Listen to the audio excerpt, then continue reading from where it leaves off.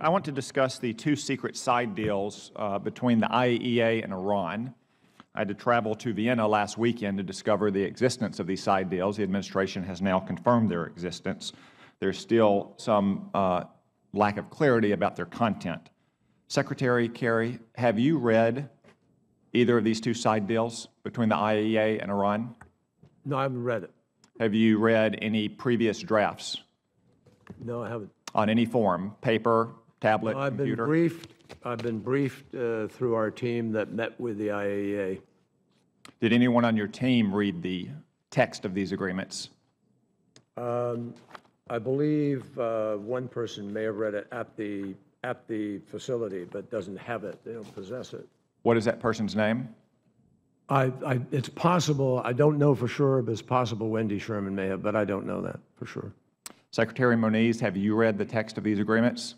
No, sir. I've not seen them. Have you read any prior version? No, sir. On any medium, computer, tablet, phone? Nope. Has anyone on your team at the Department of Energy? I'm not sure. I don't know. I think not, but I'm not sure about that. I can ask. In terms of the technical team, maybe somebody saw something. Please do and get back to us. Okay. Secretary Kerry, besides potentially Undersecretary Sherman, has, to your knowledge, anyone else in the United States government reviewed the text of these agreements? Not that I'm aware of. I don't know. I don't think so.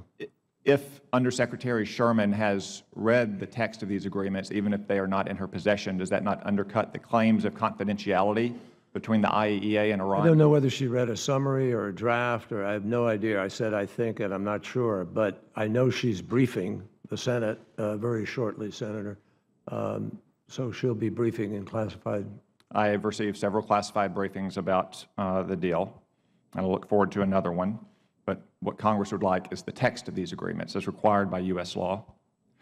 Certain published reports, starting or most recently with the Associated Press yesterday, say that the content of the side deal that discusses Parchin, the military base where detonators for nuclear devices may have been tested, will allow Iran to collect their own samples and submit those samples to the IAEA, much like an NFL player taking his own urine sample and sending it to Roger Goodell for a drug test. Can you confirm or deny that that's the content of those side deals? I can't here in this session, but what I can confirm is that Secretary Moniz, in his discussions both with the IAEA and with the team, made recommendations to them, and I believe is satisfied that this can, whatever the process is, that the process will be able to provide the answers we need. I don't know, Secretary Moniz, if you want to add anything to that. Actually, no, I'd like to stick with you, Secretary Kerry.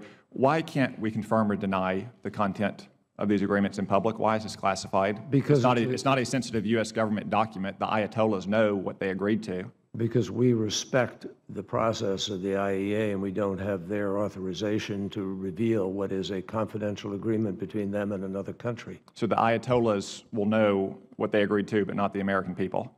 Well, no, not exactly, because we will share with you in the classified briefing what we understand the contents to be. But they negotiated the agreement with the IAEA. The IAEA is an independent entity under the United Nations, Senators, I know you know, and I don't know even at this point what the law says about the United States requiring something which another entity's laws prohibit. So we have to see whether that's a conflict of law. U.S. law requires any deal between any party, not just the United States, to be submitted to Congress before the 60-day clock begins to tick. To the extent the IAEA, which I respect for the very admirable work they do, which is often not supported by their member states, says it's unprecedented, I would say this deal is without precedent, and past precedents with cooperative countries like South Korea, or I'm sorry, South Africa cannot be cited. I'd like to move on to a second topic, specifically Iran's support for terrorism. Could I have Chart 1, please?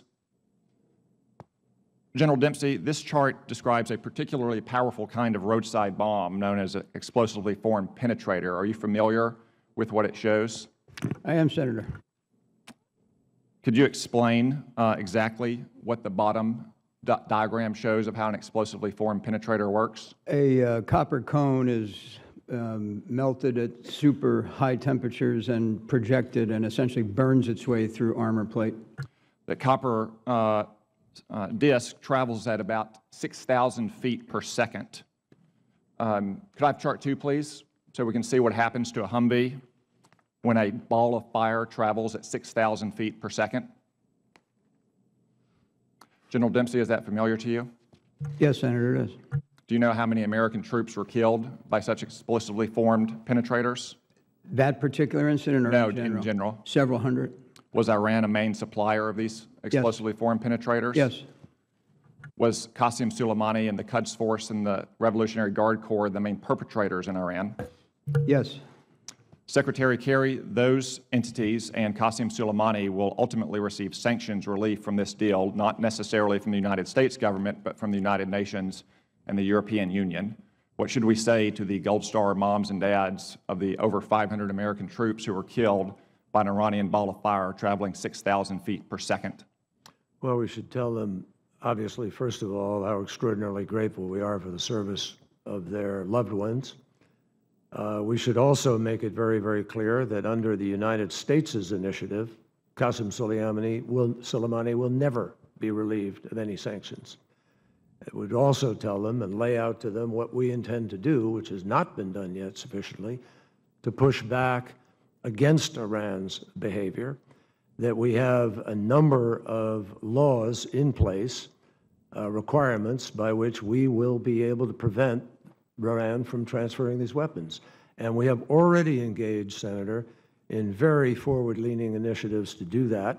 We specifically turned around a convoy recently in the last months that was bringing weapons to Yemen, and we've been crystal clear, and I will be even more clear when I meet with the Gulf states about our united efforts to hold them accountable for these kinds of activities.